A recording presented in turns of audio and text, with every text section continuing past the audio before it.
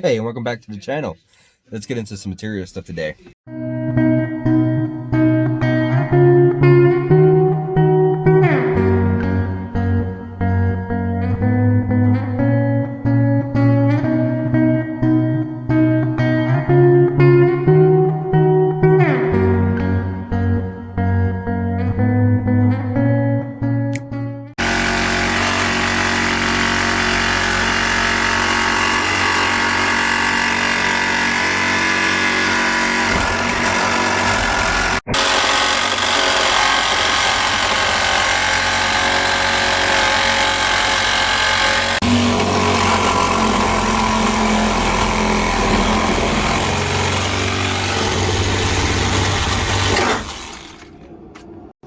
Alrighty, sorry about that. Cleaning off the lens. As you can tell, we have some rear interior. Yeah, so we're working on the front. That means I need to put in my shifter. And I take out that center console, which is one part of it there. Then you have to take out the bracket that holds it in. It's just three bolts, 310s. We went ahead and put in the automatic cluster, which is what I was able to get my hands on. I know it's an EX, it kind of sucks. I went and dug out a glove box and a bunch of other interior. Sorry, it's about to get loud for just a second. There's a bunch there, and there's a bunch in here. So I'm about to get the shifter, and I'm about to get, boom, the plate. This is kind of like the K-tuned one. It's a little bit cheaper. It's from Blackworks Racing. And it's basically just like the, I guess, the standard K-tune mount, pretty much. And I did have a K-tune mount, so I do have the, which obviously you can download the instructions, but I also got a template here. So I know exactly where to cut between the instructions and this. You have to trim the shifter box just a little bit. That's all put in. I haven't tied in, I think, 2 wires still. So I still haven't tied in 2 wires, I believe, on the conversion harness, because I'm still not yet sure if I'm pulling out the swap or not for the timing. I haven't had a chance to really dig into that. I want to really dedicate a day or two to that, the way I can do it all in that day or two and get it done, whether I decide to go K28.3 or time that motor and such.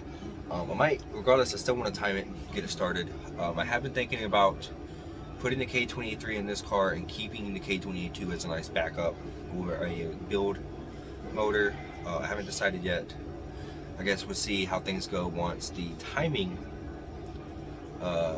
gets done. I don't know why it's 180 out either. I don't know if something jumped or anything like that. I don't know if it's due to him taking it apart to paint the timing cover. I don't know if maybe actually took off the tensioner. So I don't know. I just got to get in there and look at it. I really want to pull the motor to do so, but I think I can do it with it in the car. We'll see. The risk is scratching the bay, and I don't really want to take that risk. So besides the CV axles, the clutch line, the radiator, I'm not doing those yet because I'm not sure if the motor's coming out or not. But for now, I'm going to get the shifter in. That's basically the only thing keeping me from finishing up the interior. So I'm going to get that in. I'm going to get the interior completed. And then I will hopefully, this coming weekend, I can hop on the motor aspect of it. I worked all last weekend, so I wasn't able to do it last weekend. Today is, I think, the 25th-ish. I can actually tell you just a second. 26th. So today's actually the 26th. So we're coming up on the end of January. February is coming up. It would be nice to drive this thing over my birthday, actually, but we'll see. Probably not gonna happen. But for what needs to be done, it probably could. But it's still a good little list. As you can tell, the car needs a nice details. So we're gonna detail it. I don't know if you can tell, we actually have, that is the EK rear panel trimmed to fit. These are actually EK rear seats. I used what I had.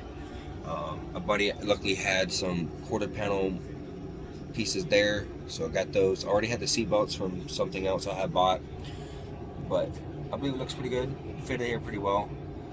The only thing is the back seat portions do not have the brackets, the seat brackets that slide in, you know, to the hangers and stuff. So they're just kind of hanging in there. Which they're probably not gonna stay like that. I plan to get the brackets, just haven't had a chance. And I do need to get the fender molding, the fender moldings, little black moldings on the side of the fender. I still have to get those. I haven't sourced those yet. So as far as anything missing, those two things. I don't have rear speakers in. I didn't really see the point. It's kind of a street car. So we have some front speakers in. We have just a cheap little radio in. I do have a NRG steering wheel for it, and also a hub. I don't know if I'm gonna put that in yet or not. We'll see. I think I had one of them buttons to replace that one. I'm gonna have to look. Well, before my full, I guess, memory decided to fight me. So I believe I have one for that. We're gonna look. Update. I have some spare wheels I had got for it that I'm gonna throw on it. Roll it out. We're gonna get it cleaned up, and then once we get it cleaned up, we're gonna go from there. Take a look at the motor, whether we're gonna pull it, time it in the car. I want to go to get some pictures of it. I had any really good pictures of it. They're all kind of been in the garage in the construction phase. So I really want to pull it out, give it a good rinse, because it is really dusty, and I just want to get some good pictures of it. You know, in the sunlight. It has not been in the sun since it's been painted. We do have a little bit of touch up to do. We'll get to that once the car is running, I guess. Once it's running, once we get that settled, we'll go ahead and do the touch up, and we still have to put in the front headlights. I'm out of here. That's it. That's the update. I'm out. Alright, I'm going to pre-apologize for the angles, but so we tighten them up there. We mount, you can kind of see in there, we mount the top half of the bracket to your factory 12, I think 12s that hold your shift linkages. If you're automatic, you drill those holes out and they supply nuts. And then you just have these little tabs that bolt right on. So that is a part you mark it, drill holes where to shift the cables. Solve, so that this can all go together. And let's hop out of the car. Yeah, that's what we need. Boy, look at the mess before everything gets put up. Alrighty, so just like on the K-tuned one, you shave this down a little bit. You shave that back down there a little bit, and you shave right in there a little bit, and that's just to help it contour to the curve. And like I said, you know, you got your stock bolts there. We put that bracket back. We're gonna get that center console, I guess, put back in after we get some carpet in here. Actually, we're gonna do the, I guess, ECU mounting, glove box, and then we'll do some carpet. Until then, going down. Until then, I'll see you in the next clip.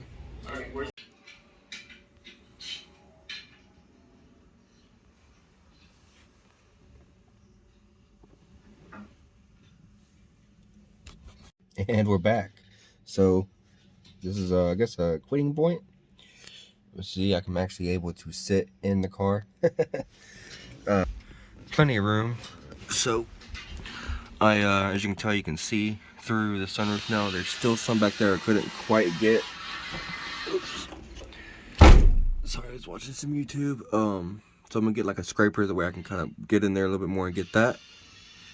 But interior's in. We have the console that everybody loves. I gotta get a shifter boot. We have the door panels and the seats left, and then we have a lot of cleaning to do. Luckily I have some of those little cleaning brushes now, so we'll get in here with some cleaner and we'll get it looking good again. This is a good before, and you can see the dust on it. We still have to replace that piece there, the top vent. We have some door panels. We'll put the EP3 front seats in. Obviously we'll do that after we clean. That way I'm not risking bumping, messing up the door panels or seats in my way. So the seats, again, they are EP3 seats on modified for the Integra wet rails, so they still slide and everything the way they're supposed to. They still work factory. We still have to time the car again. And oh, glove box. We got to put the glove box in. But first, I didn't do you yet. It's just kind of sitting in there. So once I get that mounted where it needs to be, we'll put the glove box in. Just one of them things I haven't got to yet. It's pretty late. So I'm gonna call it a night, and I'll catch you in the next one. I'm out.